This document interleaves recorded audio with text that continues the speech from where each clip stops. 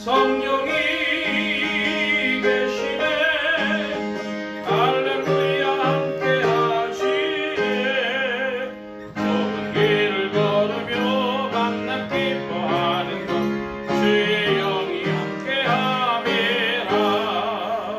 세상 모든 정욕과 나의 모든 욕망은 십자가의 힘이 못을 박았네. 어두운 밤이 지나고 즐거운 짐 거스르니 주의 영이 함께 함이라. 성령이 계시네. 할렐루야 함께 하시네. 좁은 길을 걸으며 만나 기뻐하는 것 주의 영이 함께 함이라. 아멘.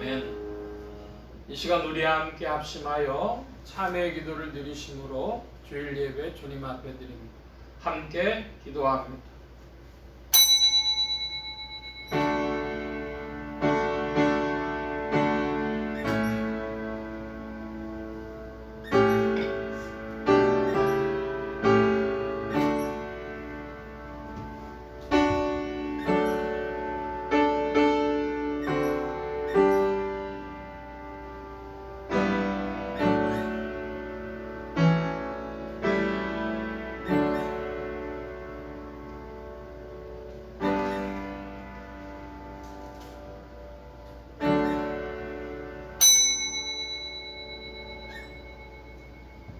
하나님이여, 주의 인자하심이 어찌 그리 보배로우신지요. 인생이 주의 날개 그늘 아래 피하나이다. 저희가 주의 집에 살찐 것으로 풍족할 것이라. 주께서 주의 복락의 강수로 마시우시리이다. 대저 생명의 원천이 주께 있사오니 주의 광명 중에 우리가 광명을 보리이다. 아멘. 긍휼이 풍성하신 아버지 하나님, 저희들이 은혜 가운데 한 주일을 지내고 다시 주님 앞에 모였습니다. 이 시간이 있도록 은혜 베푸신 하나님께 진심으로 감사드리오며 다시 고개 숙여 주님의 거룩하신 빛 앞에서 생각하며 자신을 반성합니다. 한 주일 동안 지내면서 내가 편하게 지날 때 고통당하는 사람을 생각하지 못하고 내가 배부를 때에 배고픈 사람을 기억하지 못했습니다. 한가히 쉬는 동안에 주님의 뜻을 저버렸고 그 많은 대화 중에 덕을 이루지 못했고 해서는 아니 될 말을 너무 많이 했고 낭비도 많았고 사치도 많았고 또한 거짓도 많았습니다. 허세도 많았고 하나님 앞에 그릇되게 행한 일이 너무 많았습니다. 저희가 알고 지은 죄도 많습니다마는 모르고 짐짓 지은 죄도 많았습니다. 이 시간에 자복하오니 이 모든 죄와 허물을 용서하여 주시기를 기도하옵나이다. 오직 은혜 가운데 살면서도 죄와 타협하며 습관과 관례에 따라서 하나님의 뜻을 범하기도 하며 이 일이 잘못된 것인 줄 알면서도 세상과 타협하며 불의와 함께 혼란 속에 살아왔습니다. 주님이 모든 죄를 용서하여 주시기를 기도하옵나이다.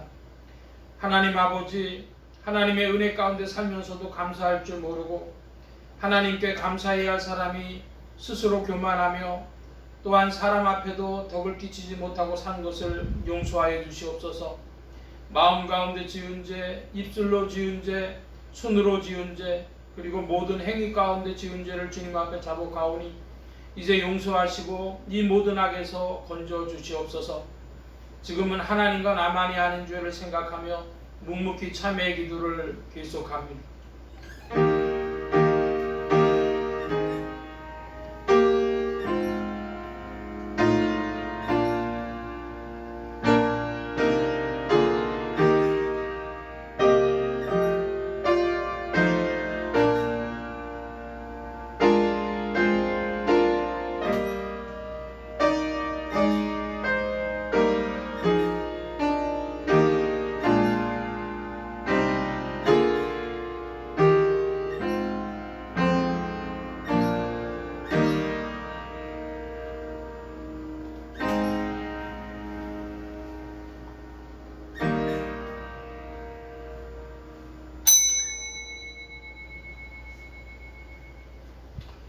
다른 이들과 같이 본질상 진노의 자녀이었더니 긍휼에 풍성하신 하나님이 우리를 사랑하신 그 큰 사랑을 인하여 허물러 죽은 우리를 그리스도와 함께 살리셨고 너희가 은혜로 구원을 얻은 것이라. 그러므로 주 예수 그리스도 안에 있는 자에게 결코 정죄함이 없느니라. 아멘. 기립하셔서 57장 찬송합니다.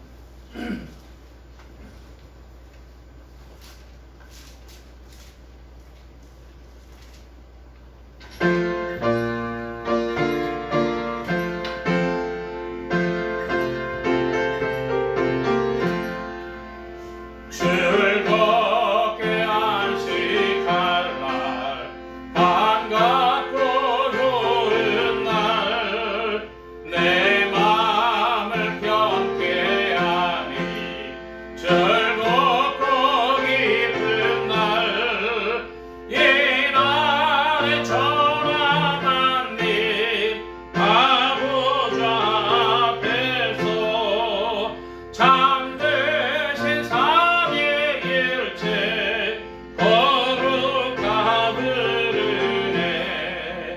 이날의 하늘로서 새 양식 내리네. 성회로 모이라고 종소리 울리네. 복음의 밝은 빛은 온 세상 비치며 또 영생 물이 흘러 시원케 하시네. 이 안식 지킴으로 새 은혜 입어서 영원히 쉬는 곳에 다 올라갑시다. 성듣게 찬미하고 성자와 또 성령 참되신 삼위일체 찬송할지어다. 아멘.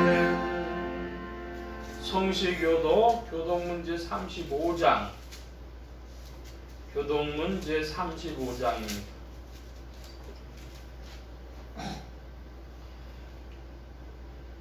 광야의 메마른 땅이 기뻐하며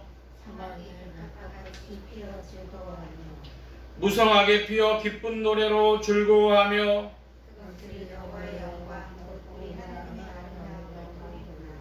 그때 소경의 눈이 밝을 것이며 그때 저는 자는 사슴같이 뛸 것이며 벙어리의 혀는 노래하리니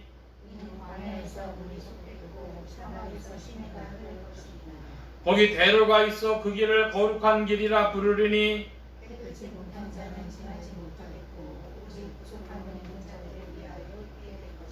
여호와의 속량함을 입은 자들이 돌아오되 노래하며 시온에 이르러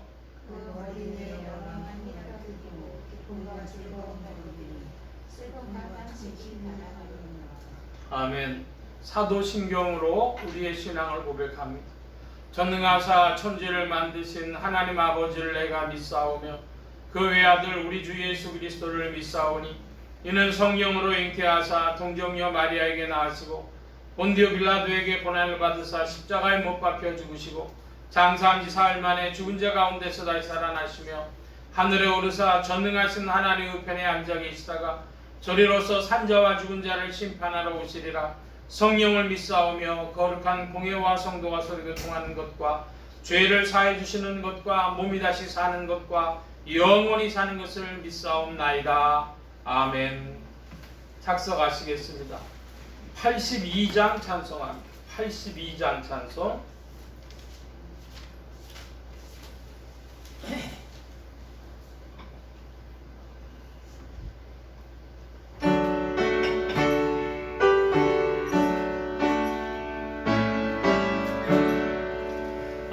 나의 기쁨 나의 소망 되시며 나의 생명이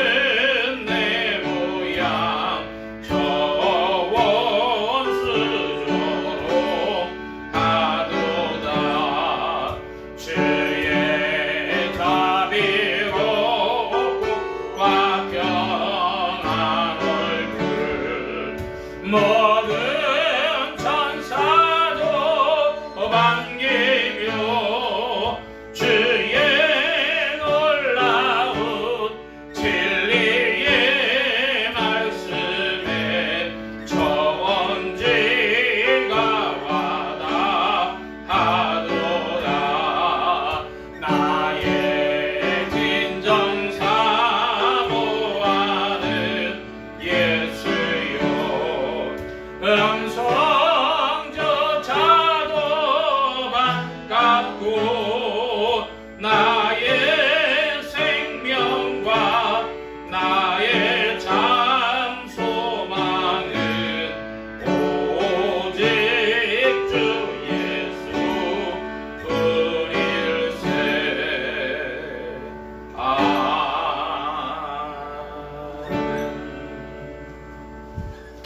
85장 찬송합니다. 85장.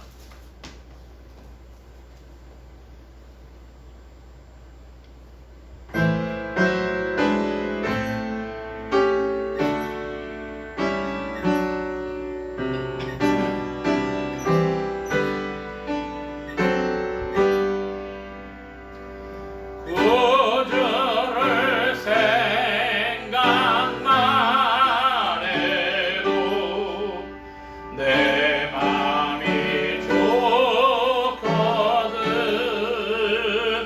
주 얼굴 배울 때에야 얼마나 좋으랴.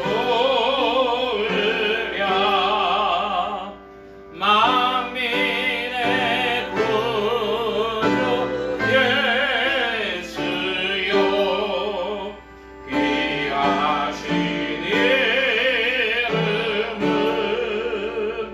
천지의 온갖 이름 중 비할 게 없도다. 자매게 아는 자에게 소망이 되시고, 구하고 찾는 자에게 기쁨이 되신다.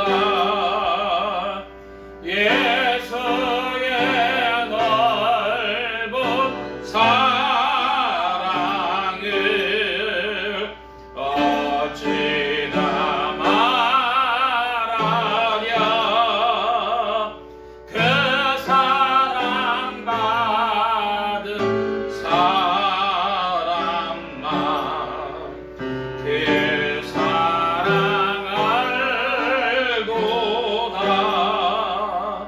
사랑의 구주 예수여, 내 기쁨 되시고 예죄와 또한 영원히 영광이 되소서. 아멘.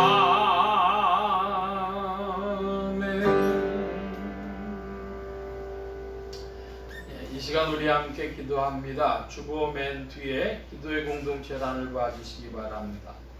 중남미 선교를 위해 기도하는 중에 페루, 브라질, 볼리비아 이런 곳에 나가 계신 선교사님들 위해서 특별히 브라질에서 카톨릭 국가인데요.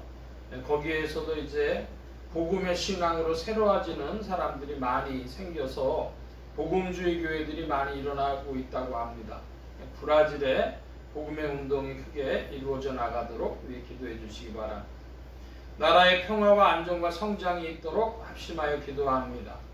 특별히 이 땅에 평화를 주옵소서, 또 경제적인 성장도 주옵소서 위하여 기도해 주시기 바랍니다.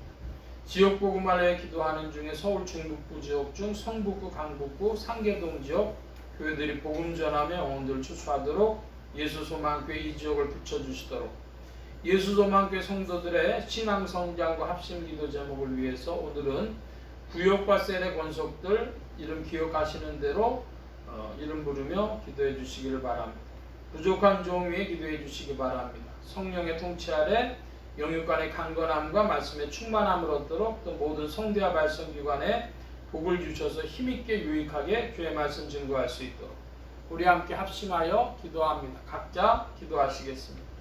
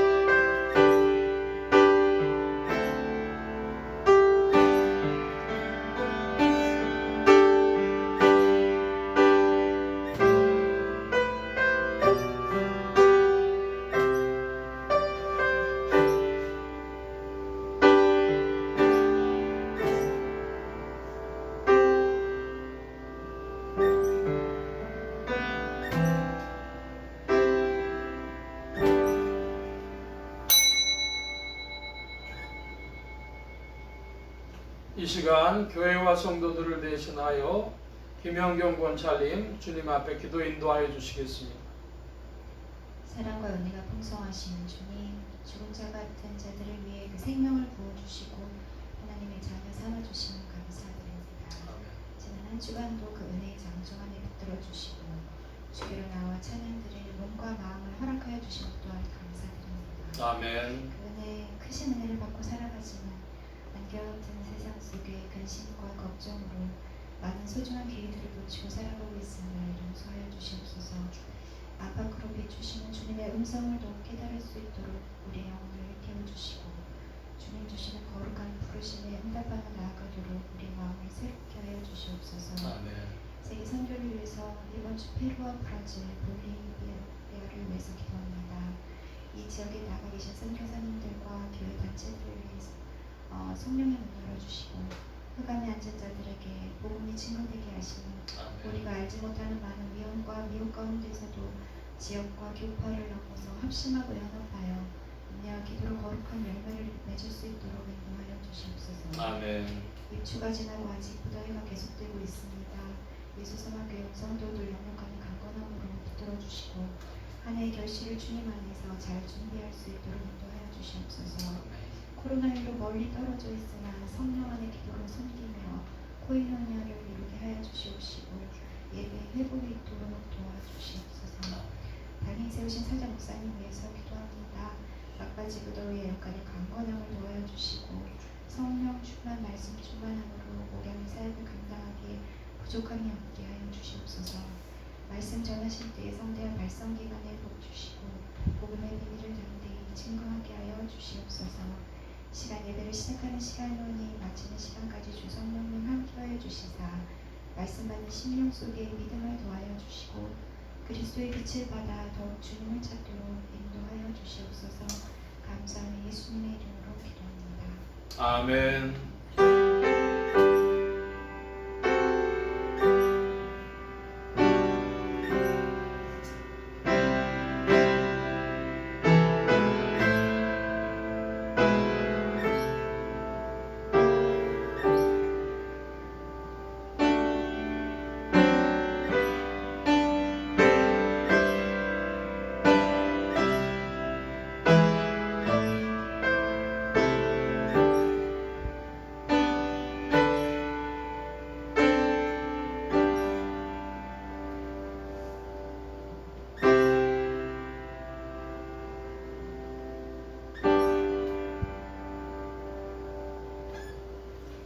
오늘 우리에게 주신 하나님의 말씀 요한복음제 21장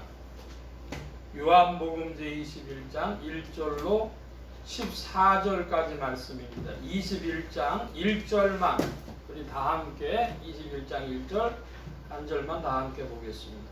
요한복음 21장 1절.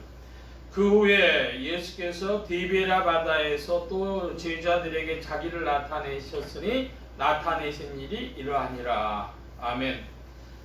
찬송 133장 찬송합니다.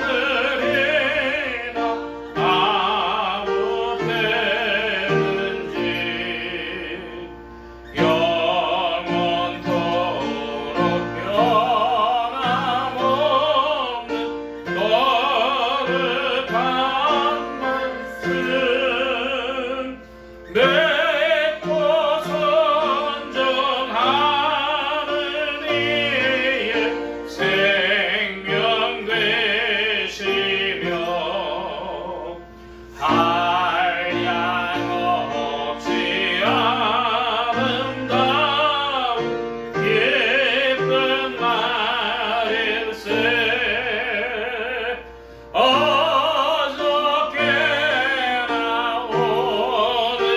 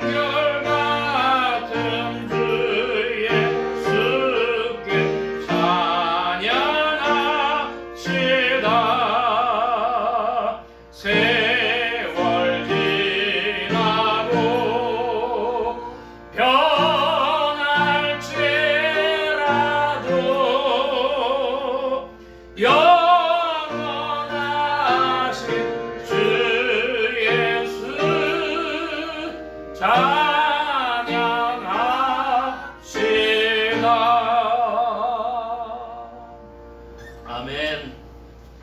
기도합니다. 만복의 근원 되신 주님 감사합니다. 오늘도 주의 복된 날 하늘 문 활짝 여시며 심령의 문들 또한 활짝 열어 주옵소서. 열린 문을 따라 주의 말씀이 심령들 중에 찾아가 영혼을 밝히는 빛이요 인생에 나아갈 바른 길이요 영혼을 위한 참된 양식이 되게 하여 주옵소서. 부족한 것 십자가 뒤로 감춰주시며 성령의 두루마기로 입혀주옵소서. 말하는 입과 듣는 게 복주신 바라오며 의지하올 때에 예수 그리스도의 이름으로 기도하옵나이다. 아멘. 할렐루야. 그리스도의 풍성하신 은혜와 사랑이 여러분과 늘 함께 하시기를 바랍니다. 오늘 이 아침에는 요한복음제 21장 1절로 14절까지의 말씀으로 디베랴 바다로 찾아오신 그리스도라 하는 제목으로 말씀을 나누고자 합니다. 하나님의 권능으로 죽음에서 부활하신 예수 그리스도는 죄와 죽음과 저주 가운데 있는 인생들에게 의와 생명과 복의 근원이 되셨습니다. 이 예수 그리스도를 세상의 구주요 나의 주님이요 만유의 주제로 마음에 모시어 영접하는 자에게 성령님께서 내주 동행 역사하셔서 그리스도를 섬기며 따르며 순종하는 자들에게 의와 생명과 축복이 실제가 되게 하십니다. 디베랴 바닷가에 서신 이 예수 그리스도를 제자들은 알아보지 못했습니다. 이 예수님의 말씀에 순종한 제자들은 많은 물고기를 잡았습니다. 또 이 예수님께 당신이 누구냐 감히 묻는 자가 없었습니다. 오늘 말씀의 중점입니다. 제가 지난주에 말씀을 전하고 주중에 지난주일 말씀을 몇 차례 돌려서 들어보았습니다. 팟빵에 올라와 있는 것으로 굉장히 사실은 많은 주제를 달았고 그래서 오늘 이제 초입에 이 말씀 다시 한번 정리하고 오늘 본문을 봐야 되겠다 이런 생각을 갖게 됐습니다. 자, 지난주에 한 말씀들을 몇 가지 살펴보는데요. 그럼 교회의 권세가 몇 가지 있다고 말씀드렸어요. 지지난주부터 지난주 말씀드렸는데요. 교회의 권세가 몇 가지? 7가지. 7가지인데 첫째로 강도권, 설교권이라고도 부르는 강도권. 두 번째가 세례권, 세례를 베풀 수 있는. 그 다음에 성찬권, 성찬을 집행할 수 있는 권한. 넷째로 사죄권, 죄를 사해 줄 수 있는 권세. 다섯 번째로 권면권, 이렇게 하십시오 하고 권면할 수 있는. 여섯 번째로 징계권, 그렇게 안 하면 징계할 수 있는 징계권. 그리고 일곱 번째로 축복권, 축도라고도 하죠. 그 7가지 중에 가장 중요한 것이 사죄권입니다. 네 번째 사죄권. 그 사죄권이 기능하기 위해서 사람들이 이제 권면이나 징계를 받아들여야 되고 그리고 또 사죄권을 통해 가지고 죄를 고백하고 깨끗함을 입은 성도들이 성찬에 참여하게 되는 것입니다. 그리고 그 예배를 통해서 축복을 받고 그런 모든 기능, 교회 기능 중에 네 번째 사죄권이 중요하고 그래서 교회는 믿음의 옵션이 아니고 교회에 참여되는 것이 신앙의 핵심적인 역할이 되는 것입니다. 옵션이 아니라 필수다. 그래서 이 사죄권은 누가 역사하시는 것이냐? 그리스도께서 베푸셔서 성령으로 말미암아 성령이 교회의 권세를 잡고 계시고 특별히 사죄권의 권세가 성령으로부터 온다. 그런 말씀 드렸습니다. 주님이 변형이 되셨는데요. 변형 되신 주님을 막달라 마리아가 알아보질 못했습니다. 또 주님의 그 변형된 몸이기 때문에 이 사람의 몸과 같지 않아서 이 3차원의 시공간에 갇혀 계시지 않기 때문에 벽을 통과하시고도 제자들 앞에 나타나시고 했던 것이죠. 그걸 보지 못했던 도마의 처음의 모습은 경험주의자였습니다. 내가 보지 않으면 못한다. 그런데 그 경험주의자인 도마가 주님을 배웠고 나서 부활하신 주님을 배웠고 나서 그는 믿음의 사람이 됐습니다. 뭐라고 고백을 했습니다. 신앙 고백을 나의 주, 나의 하나님. 그런데 이 나의 주라고 하는 것도 큐리오스라고 하는 것도 그 당시에는 로마 황제에게 붙이는 거기 때문에 이것도 위험한 말이지만 나의 하나님이라고 하는 것은 더 직접적인 위험성이 있었습니다. 유대인들이 예수님을 십자가에 못 박으라고 그렇게 핍박한 이유가 뭡니까? 네가 사람이 돼가지고 하나님이라고 하느냐? 그래서 이것은 신성 모독이고 그리고 그런 예수를 섬긴다고 하는 건 우상 숭배다. 그래서 신성 모독과 우상 숭배로 예수님을 하나님으로 볼 수 없다는 것인데 인류 중에 처음으로 도마가 예수님을 나의 하나님이라고 부활하신 주님을 부르게 된 것입니다. 거기에 너무나 놀라운 반전이 있고 그리고 믿음의 전진이 있죠. 도마는 예수님을 나의 하나님이라고 불렀는데 하나님하고 하나님의 아들의 차이는 무엇입니까? 하나님의 아들이라는 것은 하나님을 쏙 빼닮은 사람이라는 것, 쏙 빼닮은 자. 예수 그리스도는 이 땅에서 하나님을 쏙 빼닮아서 역사상에 자신을 표현하신 하나님이십니다. 그래서 예수 그리스도는 하나님의 아들이시면서 하나님이십니다. 이건 우리가 쉽게 언어로 정리하기 참 어려운 문제죠. 그래서 보통은 2000년 교회사에서는 그 베드로의 고백을 중심으로 하나님의 아들이신 예수 그리스도 이렇게 정리해 왔습니다. 그런데 바로 이 도마의 나의 주 나의 하나님이라고 할 때는 바로 믿음이 한 단계 베드로보다도 한 단계 전진한 표현이 되는 것이죠. 하나님의 아들이신 그리스도에서 하나님이신 그리스도까지 전진하는 형태를 보여주는 것입니다. 그렇게 찾아오신 하나님이신 그리스도께서 제자들에게 뭐라고 말씀하셨어요? 나타나실 때마다 평강이 있을지어다, 평강이 있을지어다, 평강이 있을지어다 이렇게 말씀하십니다. 그것은 인생들에게 뭐가 필요하다는 것이죠? 평강이 필요하다는. 자, 평강이 제일 평화, 에이레네라고 하는 게 첫 번째 뜻이 뭐라고요? 국가 사이에 전쟁이 없다. 그것이 평화입니다. 두 번째로는요, 사람들 사이에 갈등이 없다. 그것이 에이레네입니다. 사람이 사실은 한 사람이 한 나라예요. 나라와 나라가 인간들이 서로 갈등하는 것이나 나라와 나라가 충돌하는 것이나 똑같은 것이죠. 우리의 환경에도 평화가 있어야 되는데 요즘에 지상에 여러 가지 재해들이 많죠. 비도 너무 많이 내리고 바람도 너무 불고 어떨 때는 너무 춥고 어떨 때는 눈이 너무 많이 내리고 또 어떨 때는 사건 사고도 많고 이런 환경에도 에이레네 평화가 있어야 되겠습니다. 모든 것이 잘 돌아가는 것, 갈등 없이 잘 돌아가는 것. 주님은 계속해서 말씀하시는데 평화가 있을지어다. 여러분 마음속에 평화가 있길 바랍니다. 사람들이 스트레스를 너무 많이 받아요. 그러니까 평강이 있을지어다라고 계속 말씀하시는 주님의 의도를 볼 때에 주 성령께서는 오늘 그리스도의 영이신 성령께서는 오늘 우리 가운데 어떻게 하길 원하실까요? 평강의 주로 나타나길 원하시는 줄 믿으시기 바랍니다. 아멘. 여러분 생활에도 여러분 환경에도 여러분의 심령에도 어디에나 모든 만남이나 이런 곳에도 다 평강이 있기를 원하시는 주님이십니다. 그런데 이제 도마가 예수님을 나의 하나님이라고 이렇게 불렀는데 이 도마의 신앙 고백에 변형이 있어요. 조금 더 말씀드리려고 합니다.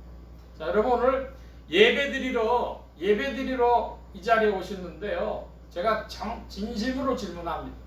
여러분 지금 이 예배드리러 오셨을 때에 채무자의 심정으로 와서 앉아 계십니까? 채권자의 심정으로 와서 앉아 계십니까? 여러분 다 나올 때요. 하나님이 주일 지키라고 했으니까 어쩔 수 없이 나온다. 그게 사실은 7, 80%가 그렇게 나와요. 그러니까 그건 채무자예요. 채무자. 채권자는 뭐냐면 받아가려고 나오는 거예요. 받아가려고. 여러분 예배가 뭐냐? 그러면요. 하나님께 무슨 헌금 드리려고 몸 드리려고 나온 것도 있지만 그거보다 더 큰 게 있어요. 여러분 받아가려고 나오셨어요. 은혜 받아가려고. 주의 말씀을 받아가려고. 주님의 그 사랑을 받아가려고 나왔는데 그걸 채권자가 받아가는데 여러분 더 중요한 건 뭐냐? 그래서 여러분이 받아가신 그 은혜, 받아가신 말씀, 그 주님 자신이 여러분 안에 거하셔야 할 것입니다. 할렐루야. 주님이 여러분 안에 거해서 여러분이 그 주님을 모시고 살려고 주님을 더욱 얻으려고 예배드리러 온 것입니다. 그러니까 채무자의 의식으로 사람들이 자꾸만 나오니까 이 문제가 채권자. 나 받아야 돼. 은혜 받아야 되고 말씀 받아야 되고 주님 자신을 받아야 내가 산다. 내놓으십시오 주님. 그러니까 예배 드리는 건 뭐냐? 우리 자신을 주님께 드리지만 또 주님 자신을 내가 받아가는 겁니다. 여러분 주님 내놓으십시오. 당신 자신을 내놓으십시오. 말씀을 내놓으십시오. 은혜를 내놓으십시오. 그런 채권자의 의식이 여러분에게 있길 바랍니다. 자, 그렇게 그리스도로 채워지길 원하고 채권자가 되길 원하는 사람들은 맨 마지막에 뭐가 나오냐? 그러면 제가 영화를 하나 한 편 소개했는데 쇼군이라는 영화를 소개했었는데 사람이 겉으로는 다 예수 믿는다고 하고요. 혹은 뭐 수도사라고 해가지고 딱 가지고 있는데 일본 사람들한테 칼레노라 그러니까요. 맨 마지막에 뭐가 나와요? 나는 사무라이다 이거 나오잖아요. 그것처럼 오늘도 이 세상에 있는 사람들에게 주님이 이렇게 찾아오셔서 네 거 내놔라 그러는데요. 사람들이 이렇게 도망다니다가 맨 마지막에 뭐가 나오냐 하면요. 코너로 정말 몰렸을 때 자기 자신이 나오는데 나는 그리스도인입니다 이게 안 나오고 일본 사람은 난 사무라이다 이거 나왔잖아요. 그처럼 오늘날 많은 사람들이 코너에 몰리면 뭐가 나오냐? 나는 그리스도 안에 있습니다. 난 그리스도인입니다. 이게 안 나오고 뭐가 나와요? 나는 세상입니다. 나는 누굽니다. 나는 나야. 뭐 이런 거 나온단 말이에요. 여러분 사람들이 가장 코너에 몰렸을 때가 언제입니까? 인생이 가장 코너에 몰렸을 때. 예. 숨이 코에 붙어있던 숨이 떨어지려고 할 때 죽음이 임박했을 때가 인생의 가장 코너에 몰렸을 때인데 그때 뭐가 나와야 되겠어요?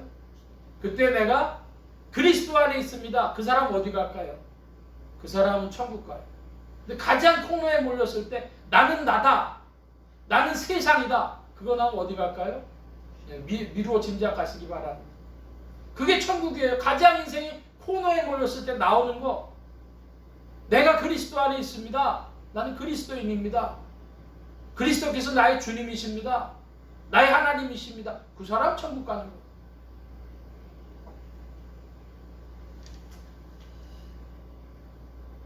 요한복음을 우리가 74차례에 걸쳐가지고 20장까지 봤는데요. 요한복음을 쓴 그런 목적이 요한복음 20장 30절, 31절에 나와 있죠. 제가 30절을 봅니다. 여러분 31절 좀 천천히 읽어주시기 바랍니다. 예수께서 제자들 앞에서 이 책에 기록되지 아니한 다른 표적도 많이 행하셨으나 오직 이것을 기록하면 너희로 예수께서 하나님의 아들 그리스도이심을 믿게 하려 하심이요 또 너희로 믿고 그 이름을 믿고 생명을 얻게 하려 합니다. 아멘. 하나님의 아들, 역사상에 표현된 하나님의 모든 것이신 그 그리스도를 믿고 또 그 이름을 힘입어서 생명을 얻게 하려고 요한복음 썼다. 만약에 예수님의 어떤 표적들을 기록하자면은 이건 너무 많은 것인데 그 많다는 것을 21장 25절에 만일 낱낱이 기록된다면 이 세상이라도 이 기록된 책을 두기에 부족할까 하노라. 엄청 많은 얘기인데 그거 다 빼고 핵심만 줄였다는 거예요. 핵심 뭐냐? 너희가 믿고 생명이 더하게 하려고 주신 말씀이다 이것이죠. 여러분, 믿음은 뭘까요? 어떤 믿음을 가져야 될까요? 예수께서 내가 곧 길이요 진리요 생명이라 하셨기 때문에 여러분 그 예수님을 믿는 것입니다. 길이요 진리요 생명 되신 예수님을 믿는 믿음입니다. 할렐루야.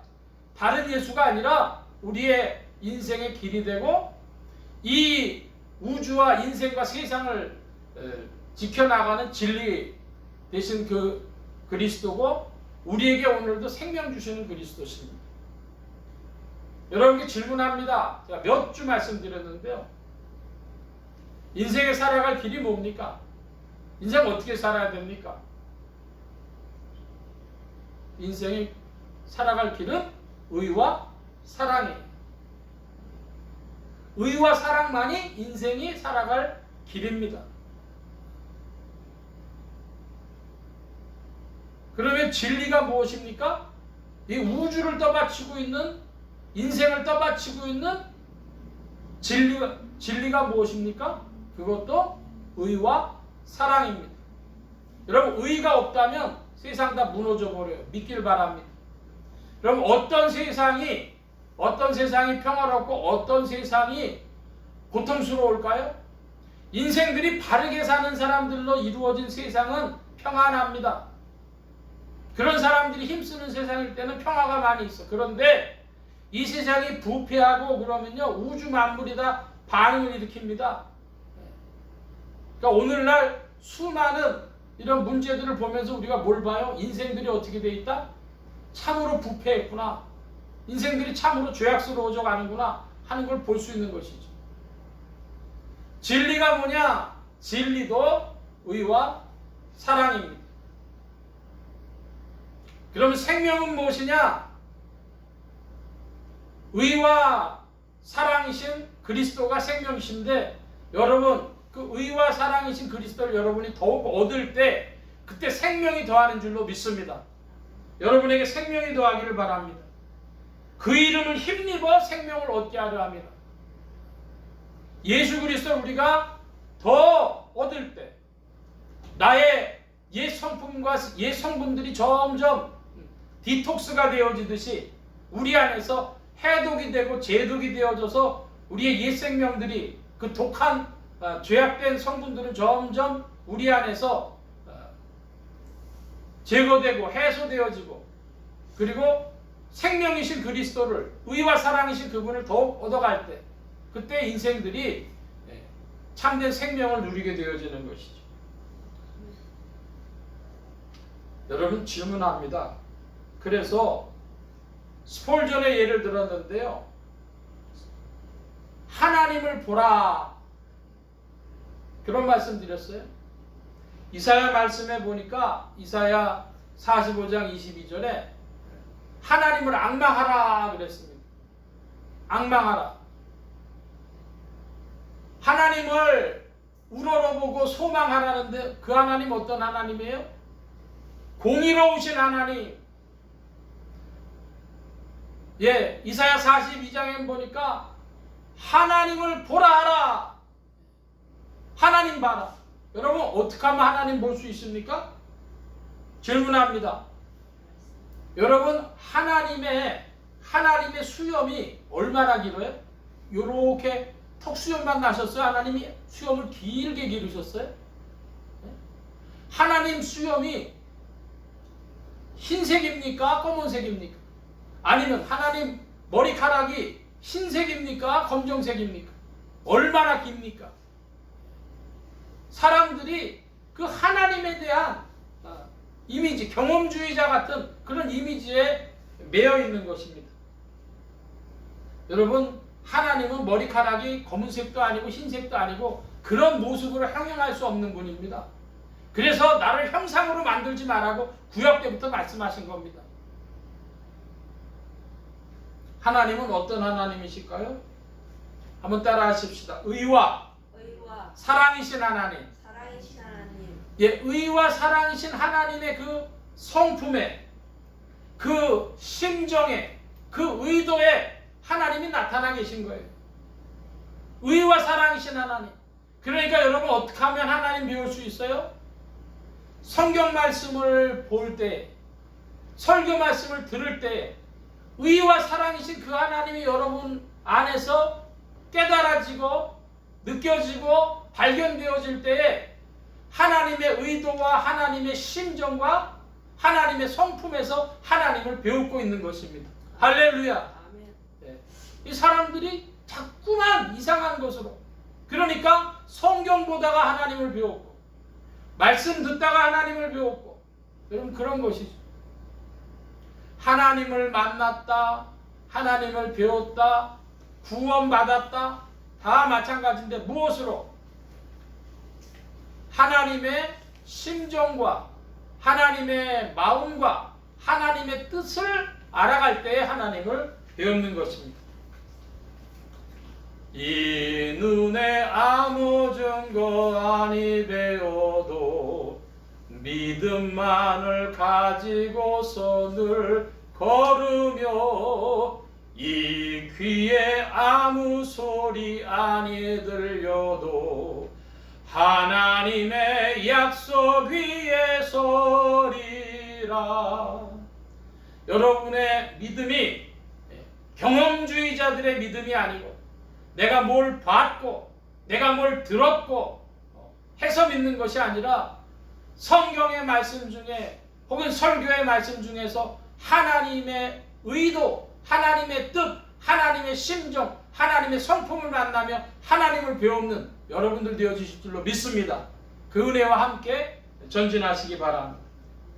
자, 오늘 이제 21장으로 들어가서 이 21장은 성경학자들 뭐라 그러냐면 삽입장이라고도 해요. 20장으로 끝났어요. 근데 그 후에 언젠가 끼워 넣었다고 주장하는 거예요. 여러분 그렇게 하면 여러분의 믿음에 도움이 됩니까? 안 됩니까? 여러분의 믿음이 좀 흔들리면서 그게 뭔 말인가 이렇게 하지 않으시겠어요? 그러나 그것이 믿음이 흔들릴 아무 이유도 없고요. 오히려 여러분의 믿음이 증가되어질 수 있습니다. 무슨 뜻이냐? 이 21장이 왜 집어넣어졌고 그리고 왜 이 말씀이 우리의 이 요한복음으로 규정이 돼서 2000년 교회사에 내려왔는가 생각한다면, 이 여기 안에 있는 뜻을 우리가 메시지를 발견한다면 그것은 우리의 신앙을 증가시킨다 믿길 바랍니다. 이 내용 자체가 정말로 존재했던 일이냐 소설이냐 하는 질문까지 소설이어도 상관없습니다. 여러분 기억하시기 바랍니다. 오늘날 사람들이 신구약의 문자주의에 꽉 묶여가지고 성경은 1.1핵도 가감이 없다 그 얘기만 강조하고 성경이 소설책이다 그러면 난리가 날 겁니다. 그런데 성경은 그 자체에서 여러 가지로 이것들을 말씀해 주고 계셔요. 자, 먼저 이제 21장 1절입니다. 그 후에 그랬습니다. 여러분 그 후에는 언제부터 언제까지가 그 후일까요? 그 후에, 자 여러분 요한복음을 넘기셔서 사도행전 한 장 넘기시면 사도행전 1장이 나와요. 사도행전 1장에 뭐라고 말씀했냐면 3절에 해 받으신 후에 또한 저희에게 확실한 많은 증거로 친히 사심을 나타내사 40일 동안 저희에게 보이시며 하나님 나라 일을 말씀하시니라 그랬어요. 예수님이 40일 있다가 어떻게 하셨죠? 부활 승천하셨단 말이에요. 자, 그런데 도마 사건이 언제 있었어요? 부활하신 후 8일에. 그러니까 8일하고 40일 그 사이라는 거예요. 그 후에 예수께서 디베라 바다에서 또 제자들에게 자기를 나타내셨으니 나타내신 일이 이러하니라. 여러분 이게 짧게 보면은요 부활하신 지 8일 후부터 40일 사이에 어떤 날인데 이게 굉장히 낯선 어떤 이야기처럼 기록이 되어져 있어요. 그것을 나타내주는 단어가 1절 안에 있습니다. 무슨 바다죠? 바다가 디베라 바다. 여러분 디베라 바다가 어떤 바다입니까? 팔레스타인 땅에서 디베라 바다라는 게 있습니까?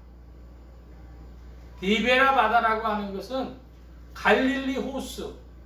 그 갈릴리 호수가 너무 커서 사람이 한눈에 그 호수를 다 볼 수가 없기 때문에 그 수평선이 넘어가는 그런 큰 호수이기 때문에 그걸 갈릴리 바다라고 부릅니다.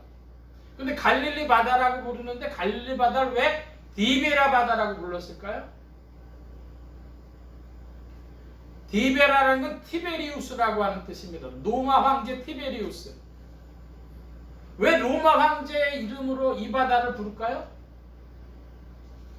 자, 제가 거두절미하고 빨리빨리 말씀드리겠습니다.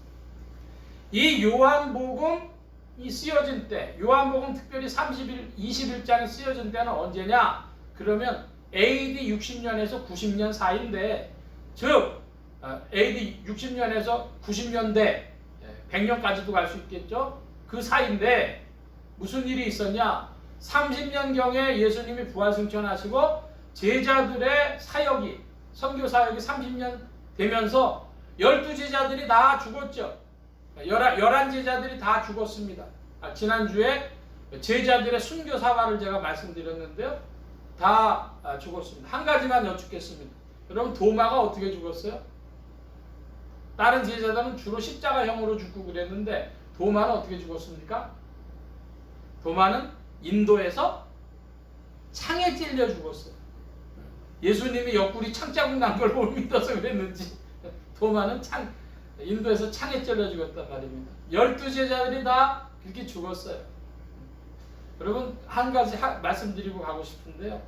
사람이 죽어야 될 자리에서 죽는다는 건 행복입니다. 그리고 죽을 자리가 있다는 것도 행복입니다. 믿길 바랍니다. 그게 인생의 의미를 부각시켜요. 제자들은 행복했던 사람들인데 주 안에서 상급이 있고, 자 그런데 이 12제자들이 다 죽고 나가지고 AD 60년으로부터 100년 어간 사이에는 복음이 어떻게 됐을까요? 소강 상태라는 말을 아십니까? 이제 제자들 다 죽고 나니까 선교 사역이 조금 소강 상태로 들어가는 거예요. 그런데 거꾸로 뭐는 강해졌어요. 로마 제국의 핍박은 강해진 상태란 말입니다. 그래서 이 선교 사역하고 21장은 선교와 교회에 관한 말씀을 주시는 책입니다.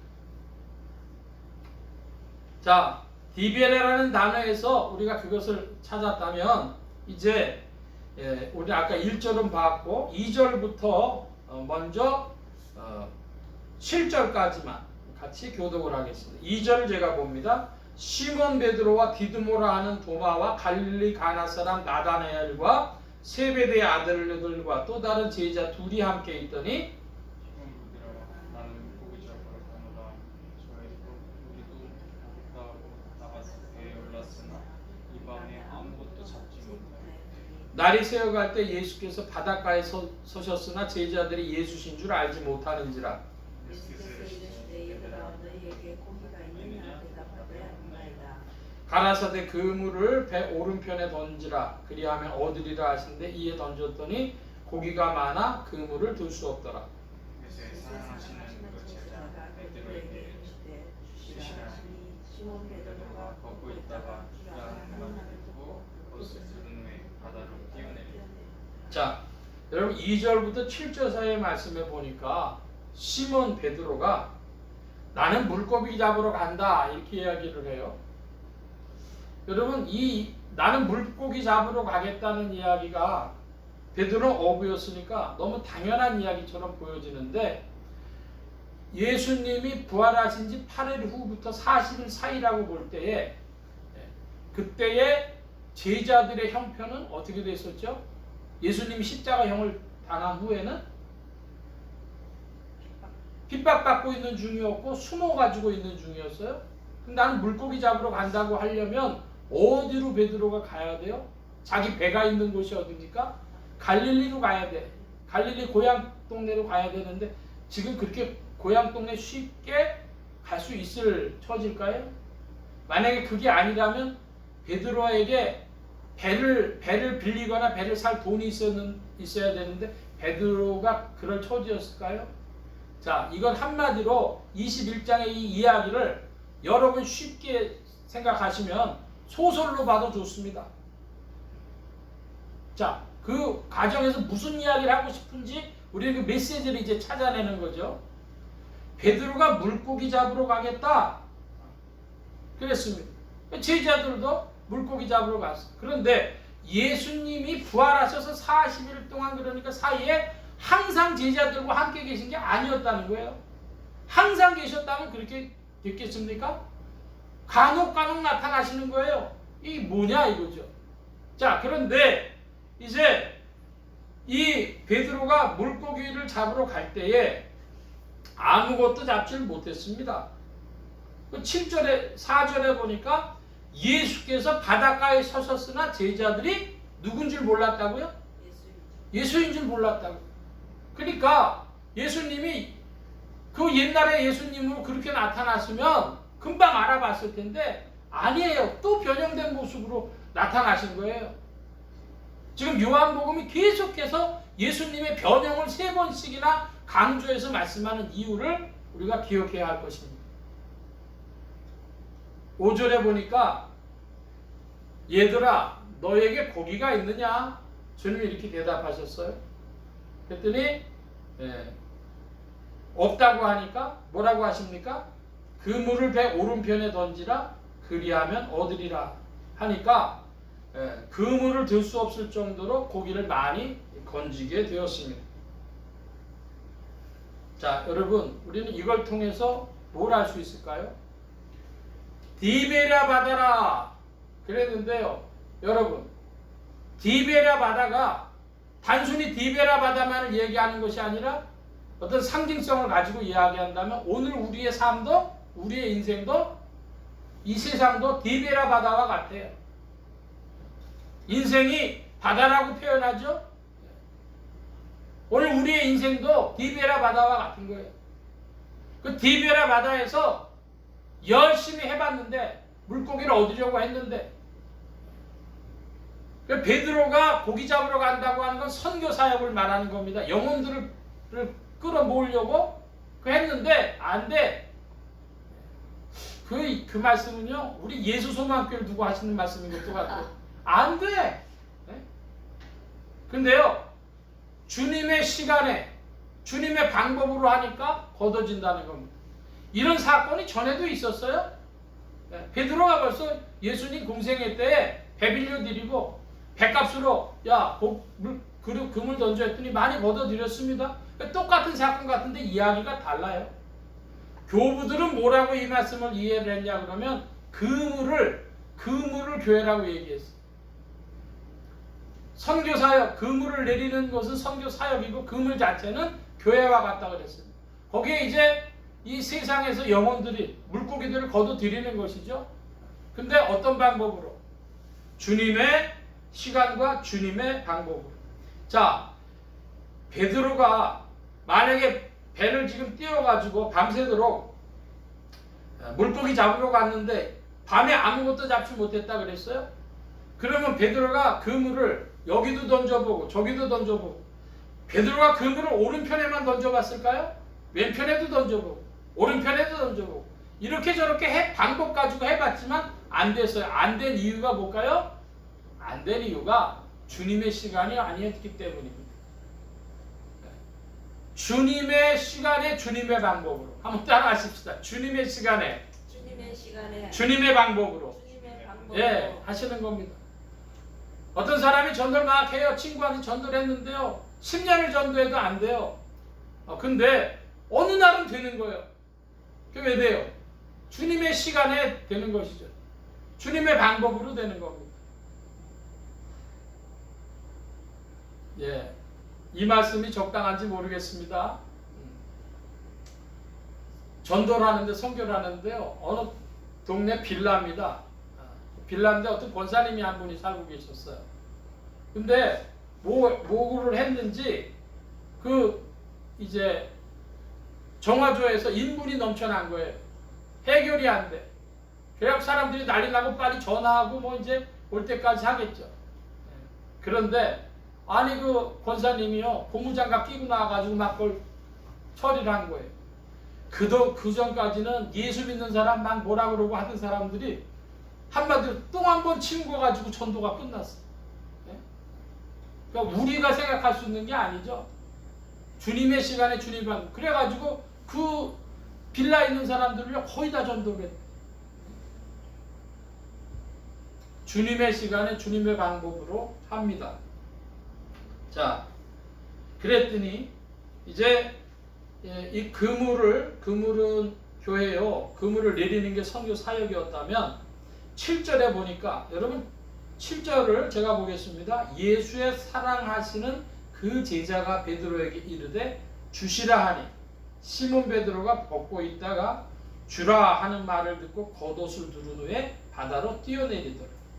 자, 7절에 보니까 그 일이 다 될 때까지도 베드로는 주님이신 것을 알았습니까? 몰랐습니까? 몰랐어요. 아니 베드로가 수제자인데 모른다는 게 말이 됩니까? 그렇게 예수님은 전혀 변형된 모습으로 오셨다는 거죠.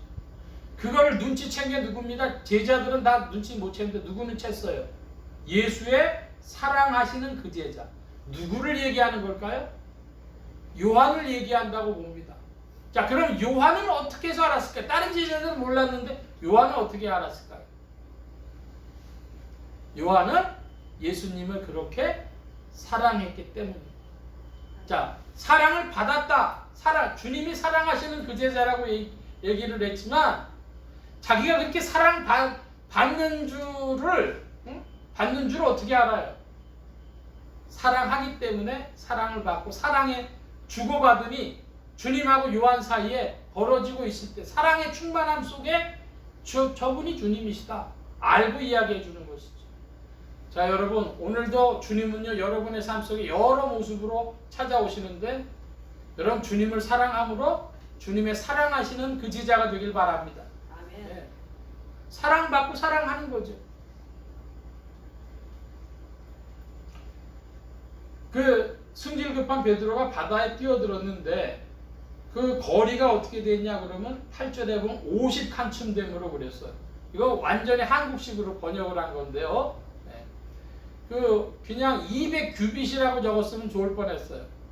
한 규빗은 한 45cm쯤 봅니다.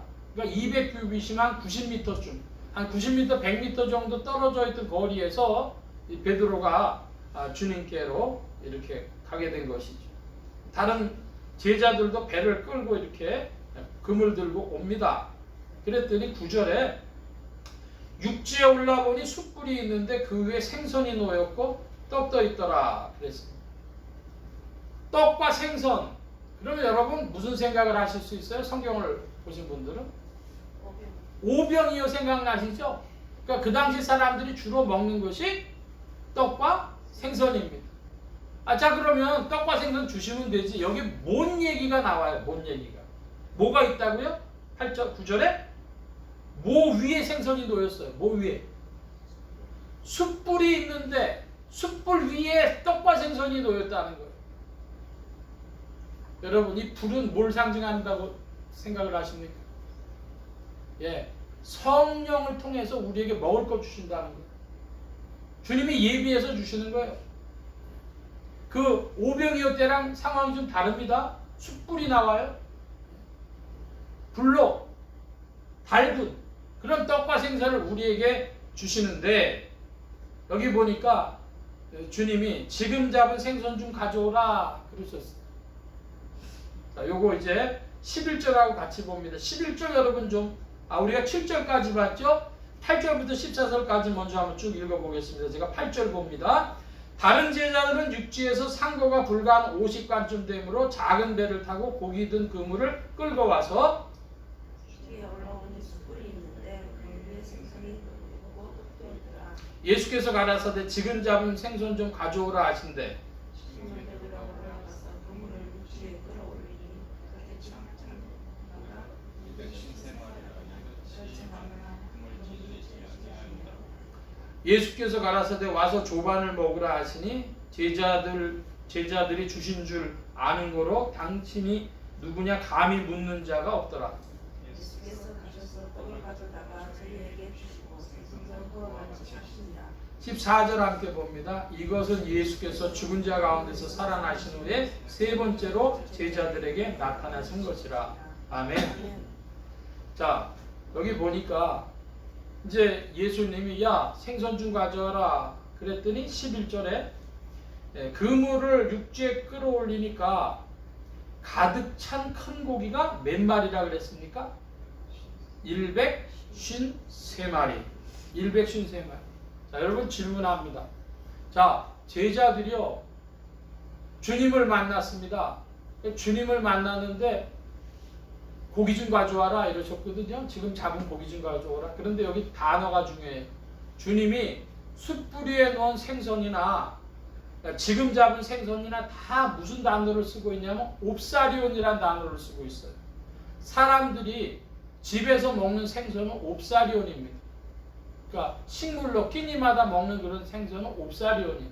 그런데 여기 끌고 올라왔는데 가득 찬 물고기를 세 봅니다. 세 보는데 여기에 큰 고기라 그랬어요. 이 고기는 옵사리온이 아닙니다. 익투스라고 돼 있어요. 그러면 큰 고기인데요. 이 익투스는 그 갈릴리 바다, 디베라 바다에서 익투스는 얼마나냐 그러면요. 보통 사람의 팔뚝, 작은 게 팔뚝만 하고 사람의 팔 길이만 해요. 자, 그런 걸 153마리를 날르려면요. 어떻게 해야 될까요? 시간이 꽤 걸리는 일이에요. 그거를 제자들이 하나 둘 셋 해가지고 153을 했을까요? 그게 아니고 이것은 상징적인 숫자로 봅니다. 자, 153에 대한 상징이 크게 두 가지 유명한 게 있어요. 100 더하기 50 더하기 3이라는 거예요. 100은 뭐냐? 100은 인류, 사람을 나타낸다. 인류를 나타내는데 50은 뭐냐? 그 중에서 주님께서 구별하신 사람들. 100은 이방인, 50은 유대인, 혹은 100은 인류, 50은 주님께서 구별하신 사람들, 믿는 자들 이렇게 되는 것이고 3은 삼위일체 하나님이 이 역사를 이루신다 이런다는 거예요. 153이라는 건 그런 뜻이다. 이렇게 해석하는 사람들이 있고 또 하나 153번은 1부터 17까지를 더해요. 여러분 1부터 10까지 더하면 얼마예요? 55. 그죠? 1부터 17까지 더하면요 154. 그런데 이것을 어거스틴이라고 하는 신학자는 어떻게 해석했냐면 구약은 10계명 또 신약은 은혜 그래서 10 더하기 7 1부터 17까지를 더하면 153이 된다. 하나님의 은혜와 사랑으로 이루어지는 역사다. 153이라는 자, 어떤 식으로 해석을 하든지 이 153은 어떤 의미를 주기 위해서 기록한 숫자입니다. 제자들이 이거 하나 팔뚝만한 그런 고기를요 날란 쉰 것에 153이라고 하는 것은 그렇고 교부들 중에서 특별히 어거스틴의 견해를 체험한다고 하면 은혜와 사랑으로 주님이 불러서 주께로 돌아오게 할 무리들이 그와 같이 있다. 이렇게 이해하면 되겠습니다. 자, 그런데 이 153이 우리 믿음 안에서 어떻게 한국교회에서 쓰여졌냐? 여러분 제가 뭘 들고 있죠? 볼펜 한 자를 들고 있습니다. 볼펜 한 자를 드는데 이게 흔히 한국에서 제일 유명한 볼펜 하면 어디 거예요? 모나미. 모나미인데 모나미 번호가 있어요. 150. 예, 153. 모나미 153입니다. 왜 153이냐 그러면 송삼석 사장님이라고 하는 분이 예수를 믿었는데 그러다 어느 날 기도원에 가가지고 자기 사업이 어렵고 하면서 그동안 내가 예수 잘못 믿었다 하고 하나님 앞에 회개하면서 기도하고 막 이렇게 있는데 요한복음을 보다가 153이 딱 자기에게 생각났어요. 이거 은혜 베풀어 주신다고 자기 믿고요. 이거 만들어 갖고 제품 이름을 153으로 했는데요. 야, 이거 얼마나 팔아먹었을까요? 네. 그러니까 사업도 하나님이 은혜 베풀어 주셨어요. 여러분 153 주께서 은혜와 사랑 베풀어 준 숫자인 줄로 믿고 십계명과 은혜로 말미암아 주의 몸된 교회를 세우시는 숫자로 믿고, 여러분 그와 같이 주님이 일하심을 여러분 믿길 바랍니다. 아멘. 그래서 주님이 이제 12절에 보니까 와서 조밥 먹으라, 밥 먹으라 이렇게 말씀하시고 떡도 갖다 주시고 생선도 갖다 주시는데 12절의 말씀이 중요하죠. 12절 뭐라고 되어 있습니까? 당신이 누구냐 감히 묻는 자가 없더라. 그러니까 그 예수님이 어떻게 생겼길래 감히 묻지를 못했을까요? 전혀 다른 모습을 하고 오신 거예요. 전혀 다른 모습을 하고 오셨으니까 당신이 누구냐고 물어야 정상인데, 지금 전반적으로 흐르고 있는 이 흐름 속에서 볼 때는 주님이 분명해. 그걸 제일 먼저 알아본 건 누구예요? 요한이 알아봤고, 그러니까 감히 못 물었다는 것이죠. 이것이 예수께서 죽은 자 가운데서 살아나신, 부활하신 후에 세 번째 제자들에게 나타나신 겁니다. 여러분, 이 8일로부터 40일 사이에 있었던 실제적인 이야기라고 받아들이셔도 좋고, 이것이 상징적인 이야기라고 받아들이셔도 좋고, 오늘 우리의 삶에 이 지구상에 있는 교회들에게 하시는 말씀이라고 받아들여도 좋습니다. 중요한 것은 부활하신 주님은 변형된 모습으로 나타내시고, 주님은 그 십계명과 은혜 가운데 오늘도 주님의 사역들을 일으키시고, 오늘도 숯불 위에 성령으로 말미암아서 우리에게 참된 양식을 나눠주시는 분이십니다. 할렐루야. 주 안에서 주께서 오늘도 쉬지 않고 우리를 향해서 하시는 일, 가득히 넘치도록 잡히게 하실 일이 예비되어져 있고, 성령으로 말미암아 우리에게 참된 양식을 공급하시는 분이 주님이시다. 여러분의 믿음 되길 축원합니다. 주님은 오늘도 일하십니다. 기도하겠습니다. 만복의 근원 되신 주님, 함께해 주셔서 오늘도 주께서 일하심을 믿습니다. 주님의 그 계명과 주님의 은혜 가운데 오늘도 주의 일들을 일으키시고, 주님 참으로 우리에게 참된 양식을 공급하시는 주님이신 줄 믿사오니, 주 오늘도 주님을 찬양하며 주 안에 힘을 내며 주님 이루어 주실 일들을 바라보고 소망하고 전진하는, 힘차게 전진하는 주의 몸된 교회와 성도들 되게 하여 주시옵소서. 주의 일하심 감사하며 의지하올 때 예수 그리스도의 이름으로 기도하옵나이다. 아멘. 찬송합니다. 204장 찬송하며 봉헌합니다.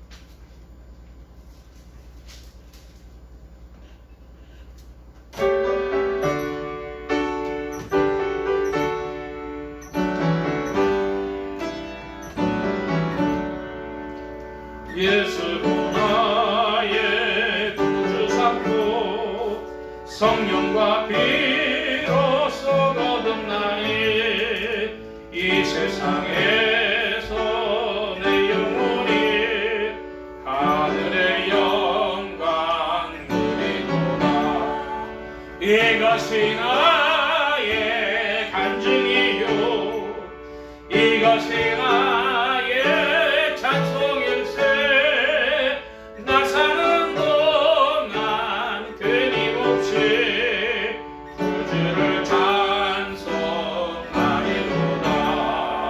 온전히 주께 맡긴 내 영, 사랑의 음성을 듣는 중에 천사들 왕래하는 것과 하늘의 영광 보리로다. 아멘. 이것이 나의 간증이요, 이것이 나의 찬송일세. 나 사는 동안 끊임없이 그들을 찬송하리로다.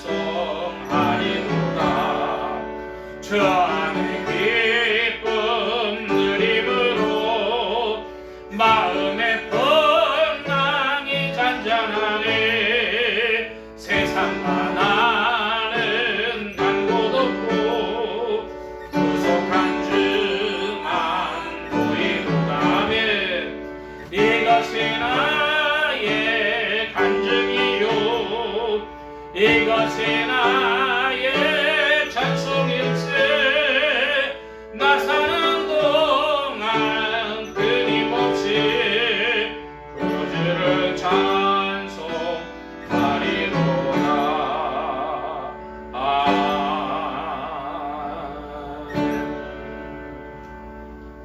이 시간 우리 함께 기도합니다. 각자 받으신 말씀 붙잡고 기도하시고 성령님 한 주간 인도하여 주옵소서. 기도하시기 바랍니다. 소원 기도의 제목 있으신 분들, 아픈 분 있으신 분들 가슴에 손 얹고 기도하시기 바랍니다.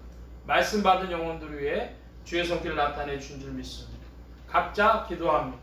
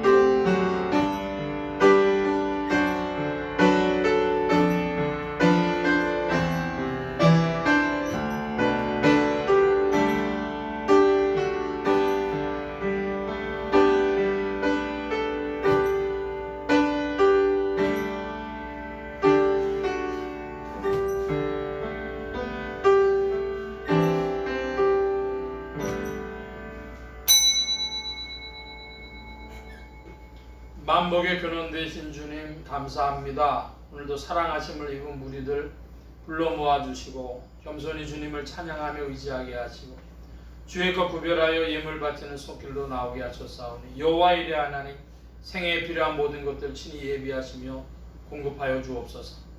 이 예물이 쓰여지는 곳마다 하나님의 의가 선포되어지며 하나님의 나라가 확장되게 하여 주옵소서. 온 교회와 성도들로 인하여 주님 영광 받으시며 은혜로 후히 베푸신 그가 올 때 예수 그리스도의 이름으로 기도하옵나이다.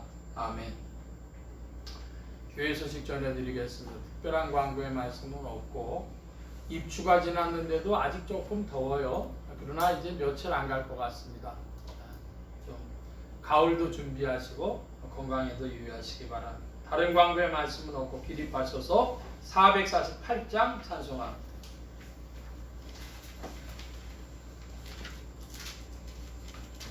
1절, 4절, 9절 하겠습니다.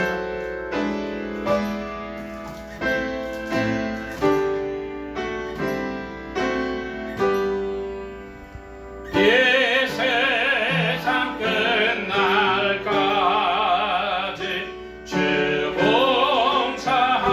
봉사하리니 내 친구 되신 주여 늘 함께 하소서.